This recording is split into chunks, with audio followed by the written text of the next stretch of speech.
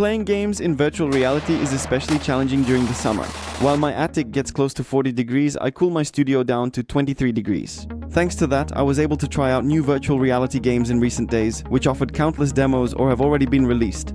Let's take a look today at games that will cool you down, scare you, or on the contrary, surprise you by being released without virtual reality. Welcome to the virtual zone. So let's cool off in the water with the expansion for the game Subside. It costs around €10 and offers the largest location you've had in the game so far. Gold coins are scattered across the map, which you use to buy upgrades, and you search for keys to unlock forgotten chests. These hide upgrades such as a jet ski, which allows you to move faster underwater, and similar items. There are also other items scattered around. For example, if you collect 4 small humpback whales, you'll gain access to a new location where you'll swim alongside them. The expansion also hides another map which I haven't accessed yet, but I have to admit that collecting items in the underwater world is incredibly relaxing. So now all you need to do is dip your feet in the water for greater immersion and maybe buy a paddle from AMVR. Yes, for example, you can use it with the game Kayak VR Mirage, and I'll put a link in the description for discounts on this accessory from this company, so maybe you'll take advantage of it and at the same time help me out. I do get a little something from it after all. After all, YouTube earnings these days are just enough to cover my air conditioning.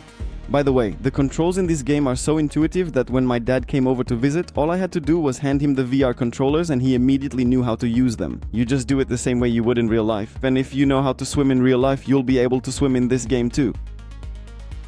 Moss the Forgotten Relic.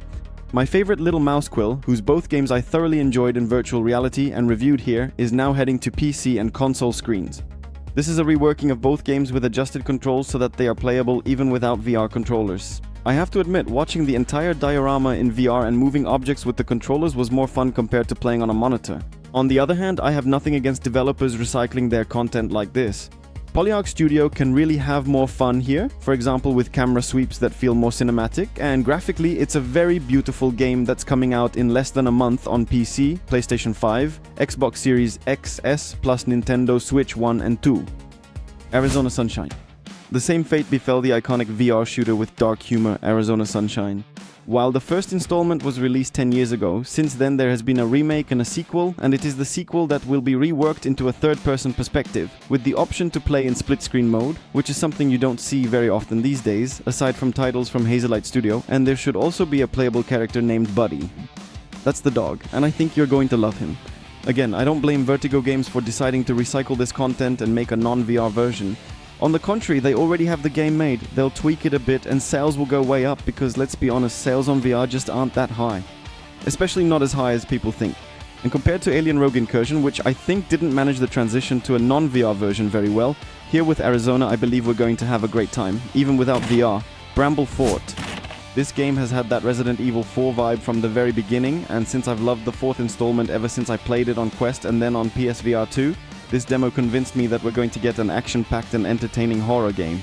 Of course, with a smaller budget than Capcom puts into its Resident Evil games, but still.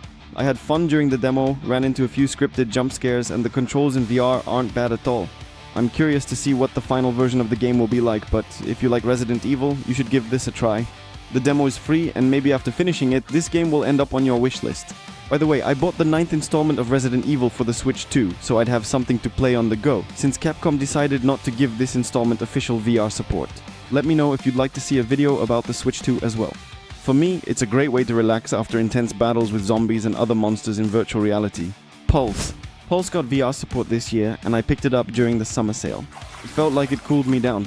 I walked through narrow pool corridors and faced my fear of confined spaces. However, since I personally don't have a fear of confined spaces, I ended up refunding the game. Still, if you enjoy this type of game, I can recommend it. It looks nice graphically, and during these summer days, anyone is glad for a game like this where you can at least cool off virtually for a while. If I don't enjoy the game, I'll just return it. It's that simple. There are a lot of games on sale right now, so don't hesitate to try them out. At worst, you can get your money back as long as you don't spend more than 2 hours in the game and it's been less than 2 weeks since your purchase.